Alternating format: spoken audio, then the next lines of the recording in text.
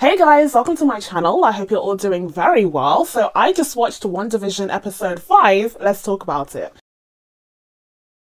So last week's episode of WandaVision was pretty insane. We finally got a look into what is going on outside of the dome that Wanda has created, or now it's known as the Hex, as Darcy says. Now that we have that insight into what S.W.O.R.D. has been up to this entire time, we're finally being given a bit more of a bigger picture when it comes to the world building that's taking place in this series, which I'm very, very excited about. Now, this episode starts off with the usual sitcom feel.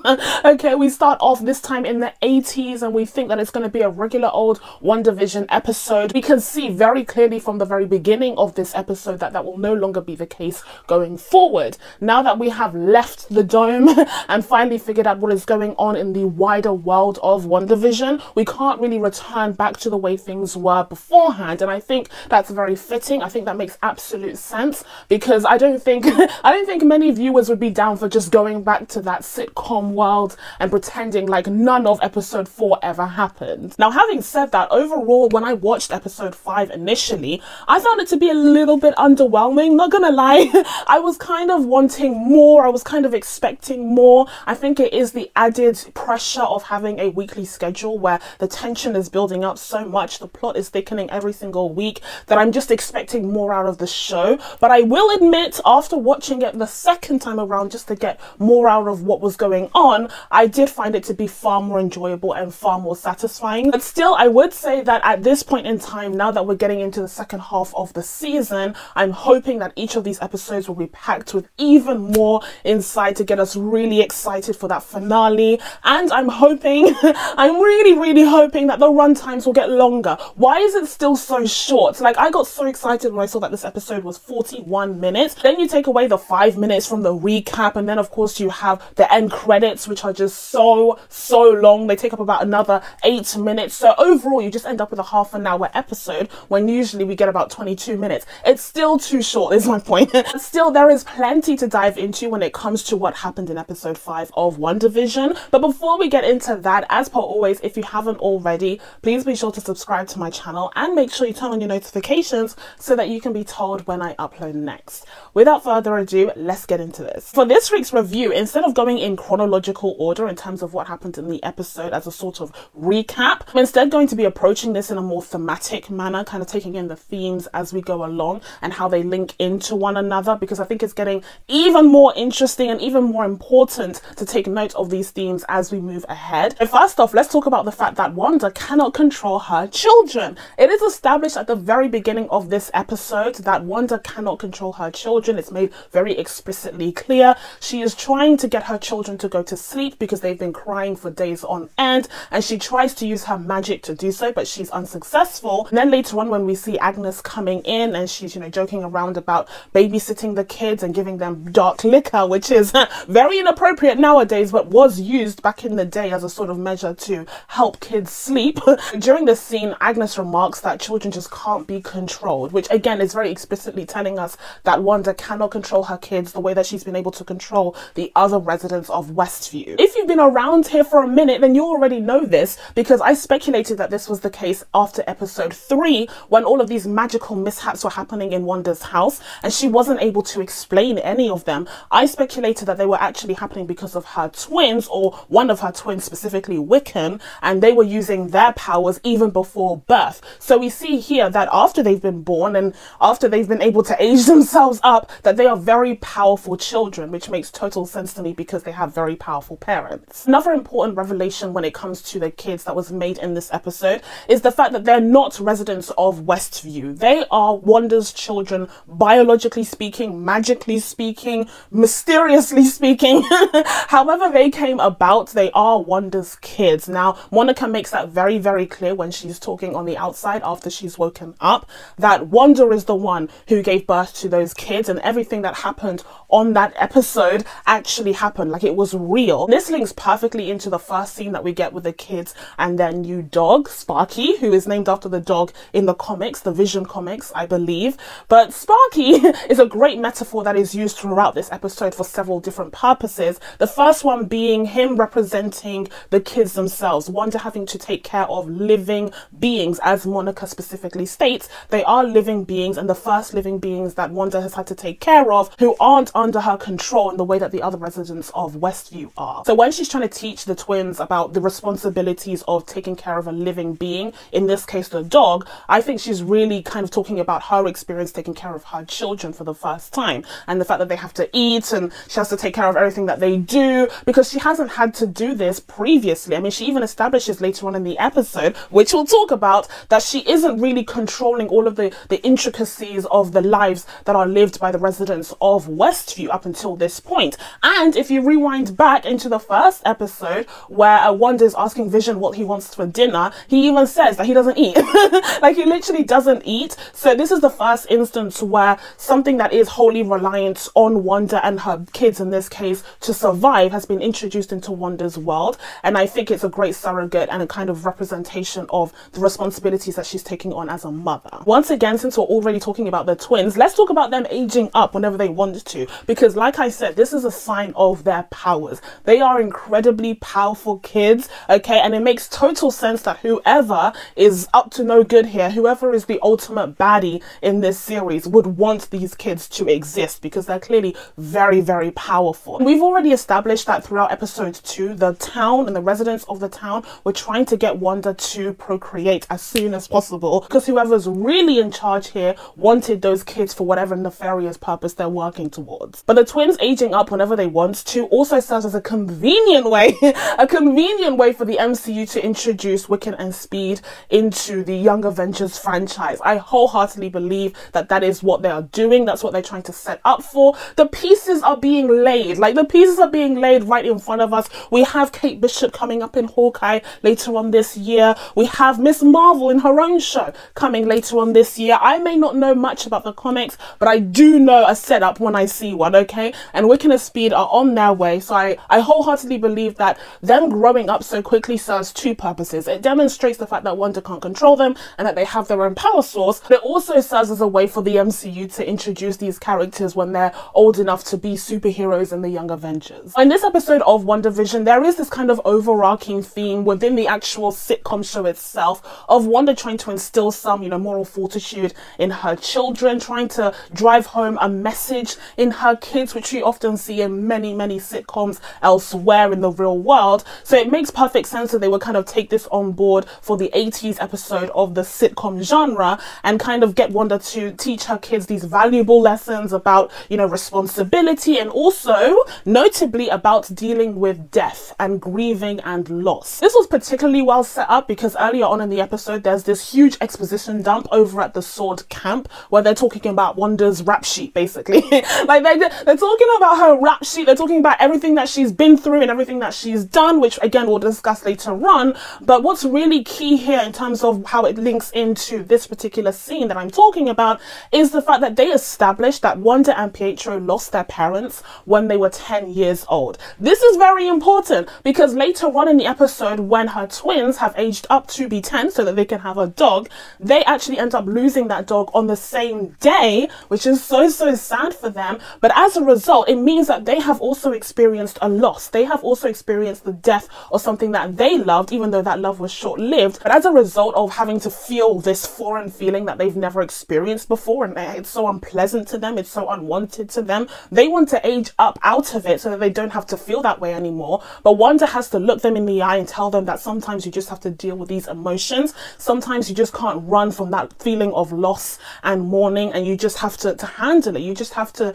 deal with it so that it can be a part of you, so that you can grow from that. Now, of course, this message is so ironic because in that moment she's being so hypocritical. Like, literally, the only reason why those kids exist is because she wasn't able to do what she's telling them to do. She wasn't able to get past the mourning and the tragedy and the trauma that surrounded that, and as a result she's kind of having this breakdown where she's created this world for herself in order to kind of live in this fantasy and be able to cope. But I did think it was very interesting to see the parallels that the writers have created between the two generations of Maximovs. In the case of Wanda, she's clearly tried to take the easy way out in creating creating this, you know, world so that she can cope with the traumas of her past, but she's not trying to instill those same values into her children. She wants them to be better than her so that they can cope with, you know, issues like death and loss far better than she's been able to. And she sees how powerful they are and how they would be able to escape these things using their powers, and she doesn't want them to go down that path. Since we're on the topic of Sparky the dog and that scene where it's revealed that he has died from eating poison plants, which by the way apparently is lifted straight from the Vision comics as well,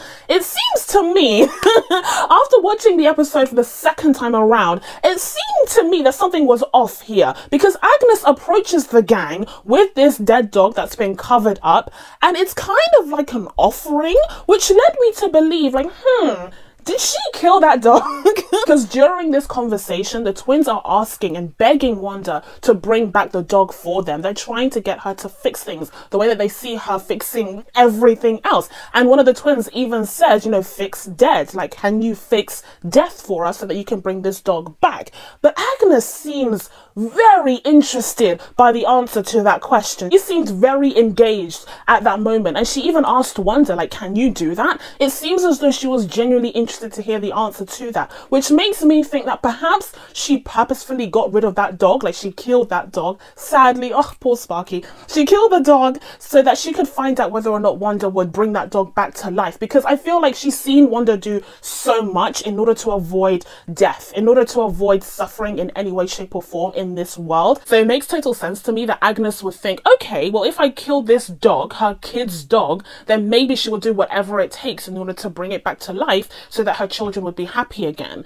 And in this case, it was shown very clearly that Wanda cannot do that. She is not able to bring things back from the dead in the way that she was able to bring Vision back from being deactivated. In the case of Vision, he's not the same as a regular, you know, organic being, because he's a synthesoid. So he was able to be, I guess, reprogrammed somehow. I'm not sure how that worked. Although this episode did establish that she definitely stole his actual body, and he's kind of walking around as like the living dead, like he's an actual zombie synthesoid, which is interesting. In the case of the dog, she can't bring him back to life, and I think that's a kind of foreshadowing. It's kind of a way of telling us that no, if she wanted to bring back someone who actually died, so she died years ago, she wouldn't be able to do that. Hint, hint, Pietro. Now, speaking of Agnes, we've already established at this point that Agnes is likely to be some sort of version of the character Agatha Harkness from the comics, who is a real-life witch who stems back from the days of the Salem witch trials, which we may be seeing some sort of flashback to in this series apparently, which is very interesting.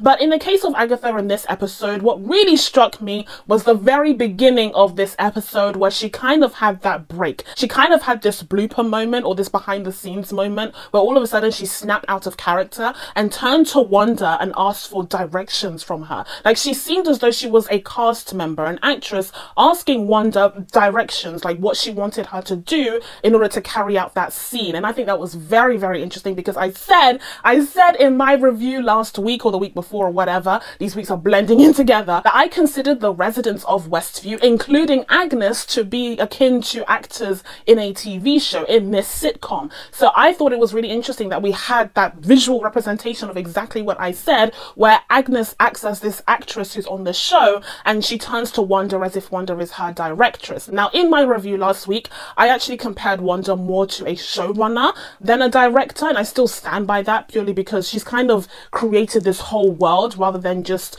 kind of taking care of this particular episode. So I would say she's more akin to a showrunner on a TV show. But like I said last week, I still think that there is a producer or an executive producer that's behind all of this, and we'll get into that in a second. But when it comes to Agnes, I think it's very fascinating to see that she's kind of taking orders from Wanda. Even though I've previously speculated that she's actually in cahoots with the ultimate bad guy of the series, I think she's trying to please Wanda as much as possible. Maybe she's even afraid of her to some extent, because she wants to uphold the world that Wanda has created in Westview within this hex. So I think she is trying to please Wanda, and that's why she seems so hesitant at the beginning of this episode when she's asking Wanda for those directions. And also I think it's very interesting to see that she was so hesitant to touch Wanda's children. It seems to me she expected Wanda to say that she didn't want Agnes anywhere near her children, and she would reinforce that request very harshly if Agnes were to go against that. So I think the fact that she asked for that confirmation and she seemed pretty hesitant during that scene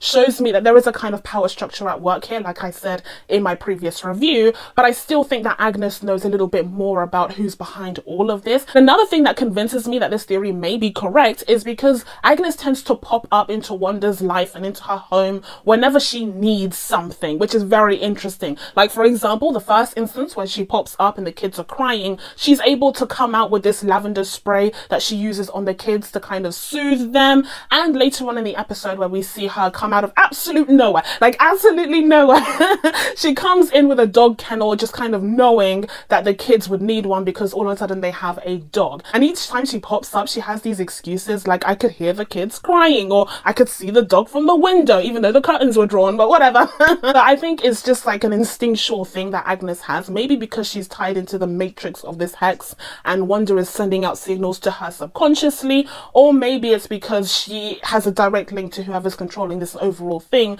and wants Wanda to remain happy and satisfied and in that hex. And as a final note, when it comes to the character of Agnes, we did get another mention of her mysterious husband, Ralph, who never makes an appearance. Many people have said that this is either a kind of nod to the reoccurring character in sitcoms who never actually makes an on-screen appearance. We've seen this time and time again, like people will yell out the character's name or they'll talk to the character on the phone, but we'll never actually see that character on screen, which is a cute little trope there. Or it might be the case that this character is actually missing for a purpose, like perhaps he is one of the big bads, maybe he's Mephisto, maybe he's Nightmare, maybe he's the Green Reaper, like whoever this character is, it might actually be intentional that we never see him. Those are the two running theories when it comes to the character of Ralph, but honestly it could even be both. He could be a nod to that running trope in sitcoms as well as being an important character who will pop up somewhere down the line. Now let's move on to our next topic, which is Vision is aware. Yes, Vision has finally snapped out of it, okay? He's starting to become very aware that something is off in this town. Not all is right in Pleasantville, and I have to say that this episode, Paul Bettany was acting. Wow. Every single week I talk about how these actors are actoring, but in this episode specifically, I think Paul Bettany kind of just peeling back the layers of this mystery in his mind and trying to get to the bottom of things, and especially his confrontation with Wanda after that scene in the office.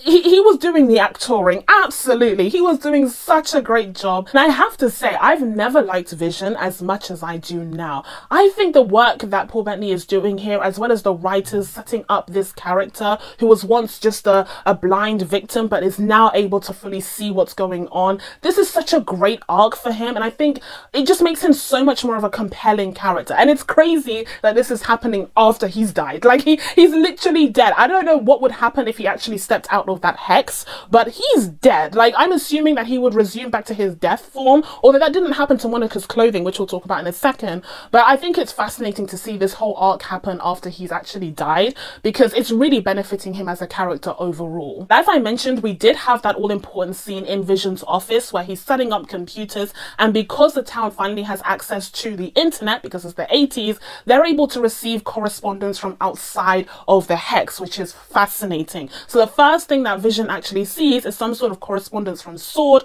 with this message about the Maximoff anomaly, and he has questions. He starts to try and figure out exactly what this message could mean and how this ties into the suspicions that he already has about the weirdness going on in the town from the previous episodes. It's all starting to come together to him, which makes absolute sense because he's a synthesoid, like he's Vision, okay? He was previously Jarvis, he was an AI, remember? So he's smart, like he's not gonna fall for these tricks. But then you have that key moment, that key scene where it was almost like Jordan Peele's Get Out, where you have the character of Norm, you know, talking to Vision about, you know, the joys of the internet and how exciting it is that the internet has finally come to their town. He's still in sitcom mode at that point, but then once Vision sees that message, he's already trying to process exactly what is going on in this town.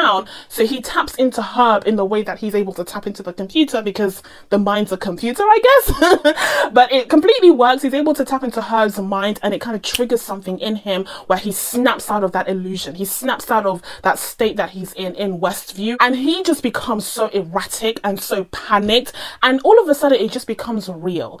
It becomes so real in that moment, the consequences of what Wanda is actually doing to these innocent people. I talked about this in my review of episode 3, where I mentioned that my theory was that these people were actual people who were under Wanda's influence. But when you really think about what she's doing to these innocent people, it's crazy. She's literally taking their minds hostage and forcing them to act in this sitcom way so that she could live out her fantasy. That is insane, especially within the MCU, which has a long precedence of characters who've had their minds taken control over. I mean, if you think back to the first Avengers with Loki and what he did to Hawkeye and a bunch of S.H.I.E.L.D. agents, and if you think back to the Winter Soldier and how the Winter Soldier was literally under the influence of Hydra for decades, I mean, those stories are seen as tragedies in the MCU. Those stories are seen as traumatic. So the fact that Wanda is doing this to other innocent people and other innocent lives is crazy, and it frames her very much as the villain of this series so far. So I was very happy to see that Vision was taking this threat seriously, and when he got back and had that confrontation with Wanda, I was so happy to see that he was genuinely upset and genuinely angry at what she'd been doing to these people. Now, however, this series is never content with being that simple. Wanda may be doing these villainous things, but that doesn't necessarily mean that she is evil to her core. Although we did get that scene, we did get that scene where she looked pretty damn close. When she left the dome, she was wearing her Avengers Endgame gear. She was ready to take people out, but she gave them a warning instead, which was very, very threatening. I took that warning seriously. I was like, maybe we should think our next steps through, because we don't want to mess with her again. She seemed like she was very, very serious. Okay, she wasn't wearing an apron. She didn't have curls in her hair. She seemed very serious in that scene. I don't want to mess with her, especially with the red light coming from her hands. Like, whoa, that was a very threatening Wanda. And it reminded me, as the show reminded me itself, that she was actually introduced as a villain, as a very threatening, very, you know, powerful villain. So the fact that we got to see echoes of that later on in the episode was very, very interesting, and another great parallel there. Whilst I've been guessing this and speculating this, for the first time in the actual show, we get a confirmation of this during the confrontation that Wanda and Vision have, where Wanda even says, like, do you think I'm doing all of this? Like, do you think I'm able to control every single bit of minutia when it comes to controlling this entire town? Like, I'm not. And Vision is kind of skeptical at this point because she's been lying for so long. Like, she's literally been lying about everything. He doesn't know what to believe, but I do believe that she's not controlling every single thing. And I do think it's very interesting that Vision highlights that there are no other children in the town. I think that just goes back to episode 2, where the town was trying to emphasize the need for them to have children subliminally. It was pretty overt, but subliminally, even though, as I said in my review of episode 1 and 2, there were no children to be seen. Like, during that talent show, there were no children to be seen. So that was a very eerie and odd moment that Vision has finally started to reflect on. Now, it's during this scene, during this very key moment, as Wanda is explaining to Vision that she does not have complete control, that all of a sudden we hear the doorbell ring. Now, previously, when the doorbell has rung, it's been because of Wanda, some sort of convenience that Wanda needs. For example, like I said in the case of Agnes, where she always pops up with something that Wanda might need or find handy. We saw that from episode 1 all the way down to this episode. But this time around, Wanda tries to reassure Vision that she did not do this, that she was not responsible for that doorbell ringing. But obviously, like I said, he's a bit skeptical because she's been lying to him this whole time. So he says that the odds are against her actually telling the truth, but he still wants to believe her, which I think is also very important. But eventually she does get up to answer that door, and oh my goodness, oh my goodness, I was shocked. I wish I was more shocked because there have been leaks and it's so unfortunate, but I was shocked. When I saw that grey hair from behind, I was like, okay, so I've seen some of the leaks, unfortunately, but maybe it's Aaron Taylor-Johnson. Maybe it's Aaron Taylor-Johnson because he has Aaron Taylor-Johnson's hair, which is interesting. So I was thinking there's 2 different ways that this could go, but ultimately it was Evan Peters. And can I just say, I had a massive smile on my face. Massive smile on my face. Oh, what a moment. What a moment. Marvel just did that. Marvel just did that. They said multiverse? Oh, you wanted a oh, here you go. Here you go. First of all, whilst a small part of me was disappointed that it wasn't our Pietro, the MCU Pietro, played by Aaron Taylor-Johnson, I still think that this outcome was pretty good, because ultimately, if I'm being honest, if we're all being honest, Evan Peters was the better Quicksilver. Like, he just was. The guy was an excellent Quicksilver. The X-Men did a lot of things poorly, like very, very badly, very, very poorly, but Quicksilver wasn't one of them. Magneto wasn't one of them. Professor Xavier wasn't one of them. So I think it's great to see Evan Peters kind of have another chance at this character. Whether or not he is playing the character, we'll get into in a second, but I think it's great to see him in the get-up at the very least, especially considering that the last time we saw him, he was also in the 80s, I believe. I believe the latest X-Men film took place in the 80s, or maybe it was X-Men Apocalypse that took place in the 80s, but either way, we've seen the character in that kind of environment before, with that kind of get-up before, so it makes sense to see him in it here, and I think it's just mind-blowing to see Evan Peters as a version of Quicksilver standing in front of Wanda, like standing in front of MCU Wanda and Vision. That's crazy. But after the explosion, okay, after that mind-blowing moment, the dust started to settle and I started to think about theories. Okay, I started to, put my cognitive cap on. And I have two theories when it comes to who Evan Peters might actually be playing. First off, there's the multiverse theory, which is a popular theory and one that I think I prefer. And here the idea is that he is actually Pietro. He's actually Quicksilver from the X-Men franchise. And that seems to be kind of confirmed apparently from the audio description of that scene, where it's actually said that a version of Quicksilver from the X-Men films shows up. Like, that could be evidence to support the multiverse theory, or it could just be a misdirect. But I do think that that theory would be great, because it's a way of introducing the X-Men into the MCU without fully committing to that version of the X-Men, because they could kind of open and close the door whenever they want to. If they wanted, some of the X-Men to show up, like the good ones that I just mentioned, they could do that, but they wouldn't have to commit to like all of them coming through, like the bad ones that we never want to see again. But there is also this other theory that straight up isn't Quicksilver. That straight up is not X-Men's version of Quicksilver, and Wanda did not in fact call upon another version of her brother from another, alternate universe in order to come to her reality, the reality that she has created, but instead in that moment someone else took matters into their own hands when they realized how things were starting to break down in Westview, and that someone most likely would be Mephisto himself. So the idea is there that Mephisto is kind of taking on the form of this alternate version of Quicksilver in order to kind of appease Wanda, and in order to ensure that he can kind of take control of matters within the household itself, or like from a closer position to Wanda, which I think also makes a lot of sense. So either way, whether or not we are dealing with the real version of Quicksilver, I do think that Evan Peters' character is going to be playing a very important role going forward in this series, which I love to see. I love to see it. He's such an underrated actor. He is excellent. So I'm just happy. I'm happy to see him in a Marvel property in any capacity, but I'm very interested to see the role that he will be playing going forward in this show. And now for a second, let's jump outside of Wanda's hex and take a look at the sword perimeter, the sword base that's been set up just outside of it. And let's talk about how Tyler Hayward is a literal dickhead. He's a literal prick. What a horrible, horrible character. And it's crazy because I thought in last week's episode he was quite decent. I actually thought he was working on Monica's side, but it turns out no, he's a bit of a dickhead. He has ulterior motives. Now some people are speculating that he's actually Mephisto.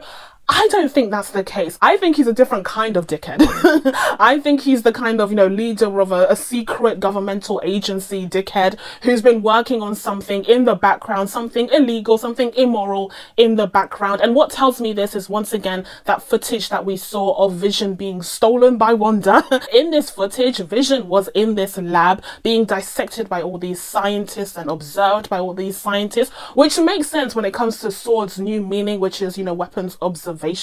But I think they're doing a little bit more than observing, okay? I think they were actually trying to use Vision's parts to create weapons that would have vibranium in them. Like, have we forgotten that Vision is made up of vibranium? So these weapons would be very, very powerful. I think that's what they were trying to do. And it's kind of giving me Nick Fury in the first Avengers vibes, where he's working towards the greater good, but he has ulterior motives. And in that film, of course, it was revealed that Nick Fury and S.H.I.E.L.D. overall had been working towards building weapons weapons based off of Stark tech. For me, it makes sense that SWORD, under Tyler's leadership, has been trying to gain access to Vision to make weapons out of him, and the fact that he's been taken away from them by Wanda is what's really irking him in that moment. I wonder if he'd actually sent Monica away to New Jersey to kind of get her out of the way. And I wonder if Maria actually had a protocol to ground Monica the way that he said. Maybe he just wanted Monica out of the way because she's been away for 5 years and Maria had been dead for at least 3. So it seems to me that acting director Hayward would have taken leadership of SWORD, changed the course of what they were trying to do and their objectives,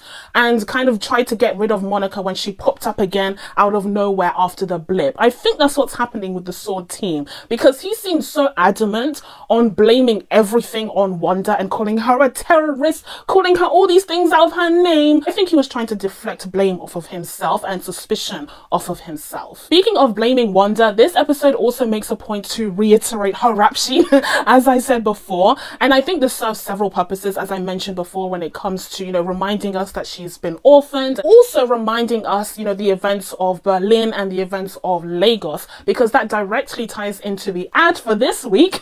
We didn't get one last week, but we got another one this week where we see the Lagos paper towels being used to wipe away a mess that you didn't intend to make. This is a direct reference to the events of Captain America Civil War, where in Lagos, Wanda ended up making a mess. She ended up screwing up the mission and therefore killing a ton of people. And finally, let's talk about Miss Monica herself, because just like Darcy in the previous episode, Monica was doing a lot of the heavy lifting when it comes to the actual investigation process, okay? I love the fact that these characters, and particularly these female characters, have proven themselves to be so invaluable to the team because no one else is doing anything. You have Hayward here coming up with all this military presence, but not actually coming up with any, you know, usable ideas to kind of penetrate Wanda's hex the way that Monica was able to, or to just do anything. Like, all he can think about is, you know, the threat, the terrorism, the weaponry, getting the military involved, weaponizing the drone that Monica tried to use to communicate with Wanda. That's all he can think about. Monica's actually coming up with usable ideas to try and de-escalate the situation and also to find out exactly what's going on in Wanda's hex. And she is the one to come to the conclusion that actually everything that's going on in Wanda's world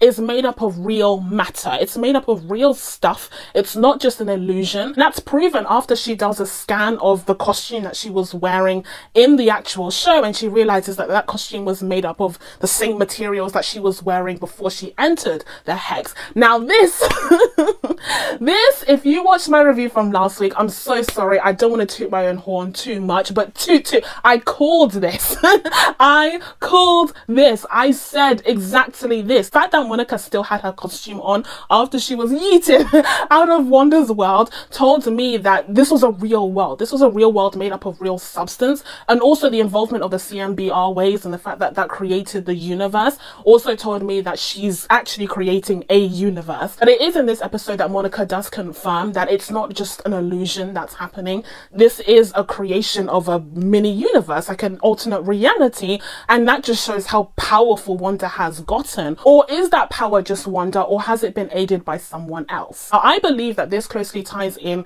with the fact that Monica most likely has started to get her powers in this episode after having been yeeted out of Wanda's world, and also the fact that she was, you know, blipped back just recently. I think that might have tied into the idea that she has gotten her powers from the comics as photons. She even name drops photons in this episode. But I think it's key to mention the fact that it's not just an illusion, because it shows that Wanda has been able to manipulate matter and not just people's minds, which tells me that she's been able to manipulate literally the biological makeup of Monica's body. So that's it from me. Now that I told you guys my thoughts on WandaVision episode 5, it's time for you guys to let me know what you thought of this episode down in the comments below. Do you think my theories are correct, or do you think I'm way off? I do have a pretty good track record up until this point there, I have to say, just pat myself on the back. Please be sure to subscribe to my channel to catch new videos coming up. Thank you guys so much for watching. I really appreciate it, and I will see you in the next one.